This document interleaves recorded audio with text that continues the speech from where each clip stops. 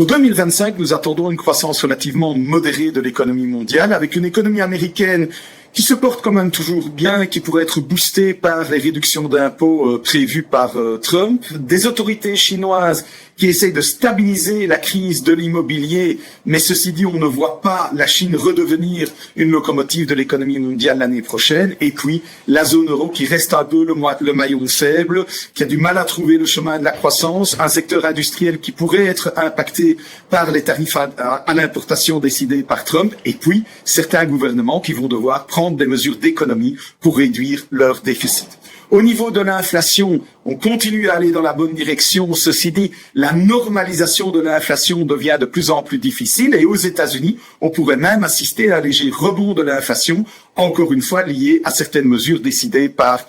Trump. Ce qui veut dire que pour la Banque centrale américaine, elle va pouvoir continuer à baisser ses taux, mais elle va devoir rester vigilante. Le potentiel est quand même plus limité, alors qu'en zone euro, la Banque centrale européenne pourrait baisser ses taux jusqu'à un niveau légèrement en dessous de 2%, aussi pour essayer de soutenir l'économie. Un dernier point, sachant que les taux longs, eux, ont massivement anticipé ces baisses de taux de la part des banques centrales, donc leur potentiel de grand mouvement est relativement limité.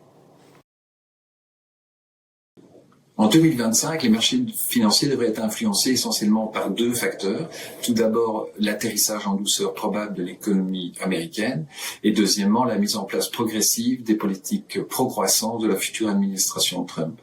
Le revers de la médaille de ces politiques pro-croissance, c'est qu'elles risquent d'alimenter davantage de pression inflationniste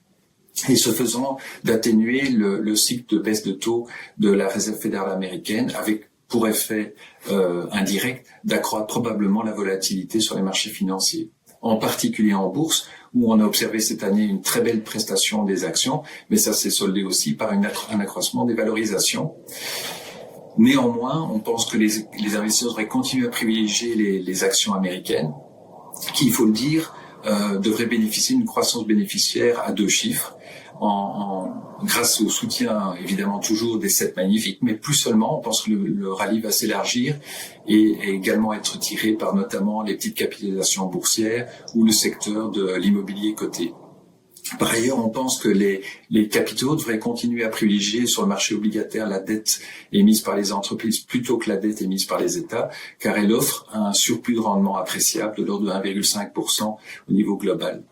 Enfin, on pense aussi que les investisseurs devraient continuer à mettre un petit peu d'or en portefeuille. Ça a très bien fonctionné cette année et cela s'explique par le fait qu'en période d'instabilité géopolitique, a fortiori lorsque la demande émanant des banques centrales est très forte, l'or a tendance à bien se comporter.